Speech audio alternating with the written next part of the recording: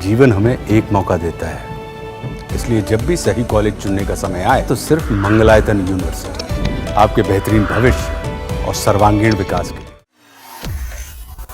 Israel की अनेक cities को टारगेट किया है, जिसमें तेल अवीव में उसको कई बड़ी सफलताएं मिली हैं।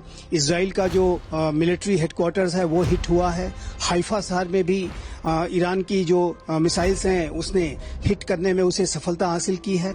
यदि वो अपने यूरेनियम इनरिचमेंट के प्रोग्राम को तेज गति से अभी भी आगे बढ़ाता है तो मेरे असेसमेंट के मुताबिक इजराइल ईरान के न्यूक्लियर इंस्टॉलेशंस पर, जो कि डीप अंडरग्राउंड जो न्यूक्लियर फैसिलिटीज हैं उसके ऊपर बड़े हमले कर सकता है, और उस पूरी प्रक्रिया में यूनाइटेड स्टेट्स ऑफ अमेरिका भी उसका सीधा साथ दे सकता है। जी, जो ईरान की IRGC के टॉप कमांडर्स इसमें मारे गए हैं, इंटेलिजेंस के चीफ इसमें मारे गए, और इजरायली हमले में जो ईरान के मिलिट्री के चीफ भी इसमें मारे गए। साथ ही साथ अनेक न्यूक्लियर साइंटिस्ट्स को भी इजराइल ने इस हमले में एलिमिनेट किया है। तो इससे ये स्पष्ट है कि इजराइल के द्वारा ये जो कार्रवाई की गई एक बहुत बड़ी और गहरी मिलिट्री प्लानिंग के साथ ये की गई थी। तो मोसाद के पास और पूरे इजराइल के मिलिट्री एस्टेब्लिशमेंट के पास और भी बड़े और गहरे प्लान्स हैं, जिससे कि वो उनकी ईरान की जो डीप अंडरग्राउंड न्यूक्लियर फैसिलिटीज हैं, जो न्यूक्लियर एसेट्स हैं, जो रियल न्यूक्लियर एसेट्स वहीं रखे हुए हैं, उनको भी वो टारगेट कर सकता है। इस तरीके के प्लान इजराइल ने पहले बनाकर रखे हुए हैं। इस तरीके के ये स्पष्ट रूप से दिखता है। देखिए, इजराइल और ईरान के बीच में ये जो वर्तमान समय का युद्ध है ये गंभीर रूप लेता जा रहा है, और अभी हाल के समय में इजराइल ने ईरान के न्यूक्लियर इंस्टॉलेशंस पे और उसके सिविलियन इंस्टॉलेशंस पर बड़े हमले लॉन्च किए। और इजराइल के द्वारा ये जो हमला ईरान के ऊपर किया गया उसके पीछे का तर्क ये इजराइल ने दिया कि ईरान अपने न्यूक्लियर वेपन्स के प्रोग्राम को तेज गति से आगे बढ़ा रहा है। और IAEA की बोर्ड ऑफ गवर्नर्स की जो बैठक हुई थी उसमें भी इस बात को मान लिया गया था कि ईरान अपने IAEA के ऑब्लिगेशंस को फॉलो नहीं कर रहा है, उसको वायलेट कर रहा है। और ऐसे में इस बात की संभावना बन रही थी कि जो इजराइल का ईरान के ऊपर एक बड़ा हमला होगा, उसके न्यूक्लियर इंस्टॉलेशंस हिट होंगे। यूनाइटेड स्टेट्स ऑफ अमेरिका के राष्ट्रपति डोनाल्ड ट्रंप ने भी इस बात की आशंका जताई थी। ईरान और अमेरिका के बीच की जो नई न्यूक्लियर डील को लेकर के जो बातचीत चल रही थी वो 5 राउंड की यद्यपि की हो चुकी थी, लेकिन उसके ज्यादा कोई सब्सटेंशियल आउटकम्स उसमें नहीं आ रहे थे। तो ऐसे में ये जो हमला था वो इसकी प्रबल संभावना थी, और जो इजराइल ने कर दिया है।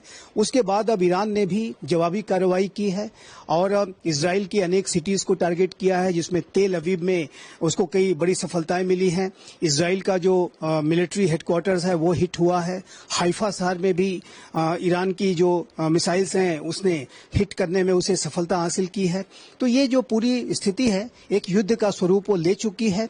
लेकिन ये जो युद्ध है यदि आगे एस्केलेट करता है तो जाहिर है कि दोनों ही राष्ट्रों को इसमें बड़ी क्षति उठानी पड़ सकती है। लेकिन इस पूरे युद्ध में जो ईरान को ज्यादा क्षति उठानी पड़ेगी स्पष्ट रूप से दिखाई देता है।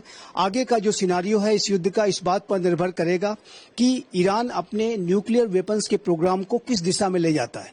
यदि वो अपने यूरेनियम इनरिचमेंट के प्रोग्राम को तेज गति से अभी भी आगे बढ़ाता है तो मेरे असेसमेंट के मुताबिक इजराइल ईरान के न्यूक्लियर इंस्टॉलेशंस पर, जो कि डीप अंडरग्राउंड जो न्यूक्लियर फैसिलिटीज हैं उसके ऊपर बड़े हमले कर सकता है, और उस पूरी प्रक्रिया में यूनाइटेड स्टेट्स ऑफ अमेरिका भी उसका सीधा साथ दे सकता है। और ईरान को जाहिर है कि ऐसी स्थिति में और भी भारी क्षति उठानी पड़ सकती है। और आगे का जो इस पूरे युद्ध का जो सिनारियो है वो ईरान के बिहेवियर पर डिपेंड करता है कि ईरान अपने न्यूक्लियर वेपन्स के प्रोग्राम को यदि वो लिमिट करता है, अमेरिका के साथ वो जो एक नई डील राष्ट्रपति ट्रंप जिसको साइन करने के लिए दबाव डाल रहे हैं वो यदि कर लेता है तो ये युद्ध रुक सकता है। लेकिन यदि ईरान ने न्यूक्लियर वेपन्स के प्रोग्राम को आगे बढ़ाने की कोशिश की और यदि यूरेनियम एनरिचमेंट को तेज करने की कोशिश की तो ऐसे में इजरायली हमले और अधिक तेज होंगे, और उस हमलों में अमेरिका भी इजराइल का सीधा साथ देते हुए ईरान पर सीधे हमले कर सकता है, क्योंकि अमेरिका और इजराइल दोनों इस बात को समय समय पर कहते रहे हैं कि वो ईरान को न्यूक्लियर वेपन्स एक्वायर करने नहीं देंगे और उसके लिए वो बड़ी से बड़ी कार्रवाई करेंगे। तो ऐसे में अब देखना होगा कि ईरान का न्यूक्लियर वेपन प्रोग्राम इस तरीके की युद्ध की स्थिति के बाद किस दिशा में बढ़ता है, उसी के आधार पर ही आगे इस युद्ध का स्वरूप निर्धारित होगा। The intelligence chiefs of Iran Iran Islamic Revolutionary Guards Corps and 2 other generals were killed in Israeli attack on Sunday. जी, जो ईरान की IRGC के टॉप कमांडर्स इसमें मारे गए हैं, इंटेलिजेंस के चीफ इसमें मारे गए, और इजरायली हमले में जो ईरान के मिलिट्री के चीफ भी इसमें मारे गए। साथ ही साथ अनेक न्यूक्लियर साइंटिस्ट्स को भी इजराइल ने इस हमले में एलिमिनेट किया है। तो इससे ये स्पष्ट है कि इजराइल के द्वारा ये जो कार्रवाई की गई एक बहुत बड़ी और गहरी मिलिट्री प्लानिंग के साथ ये की गई थी, और इसमें इजराइल की जो इंटेलिजेंस एजेंसी मोसाद है उसने बड़ी भूमिका निभाई है। ऐसी रिपोर्ट्स हैं कि मोसाद ने बहुत लंबे समय से इस पूरे ऑपरेशन की प्लानिंग कर रखी थी कि किस तरीके से ईरान के न्यूक्लियर साइट्स को टारगेट किया जाएगा।